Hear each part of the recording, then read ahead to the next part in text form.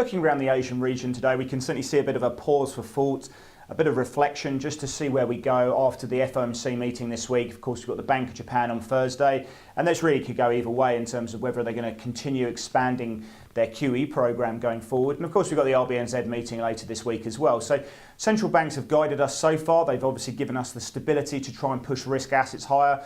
And of course, they're going to be very much in focus today. So we're likely to see some hesitation coming through. And I think if we look at price action today, it's really been driven by China. We have seen both the Dalian and the Shanghai Exchange putting margins up on a number of key commodities. And of course, things like rebar or steel futures and iron ore futures have done remarkably well since the beginning of the year. And of course, we are seeing a bit of profit taking coming through as those margins are increased. And certainly both exchanges there warning about some of this hot money inflows coming in there and this unadulterated risk taking now that seems to be taking place by retail traders within the Chinese commodity futures community. And certainly they don't want it to become like we saw with the equity market mid last year. And certainly that profit taking we're seeing, or the downside we're seeing in rebar and iron ore futures today, is dragging the Australian dollar and the Kiwi dollar a little bit lower. We are seeing the Aussie dollar testing that 77 handle, and certainly we wouldn't be surprised now if we did see some further downside this week coming through in the Aussie dollar.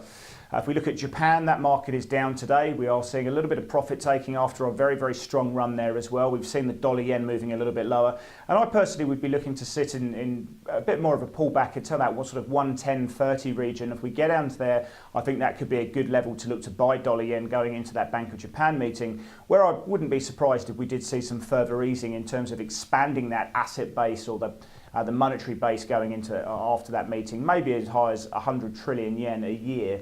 So I think that's going to be something that traders are certainly going to be looking at. The ASX here is closed today for Anzac Memorial Day.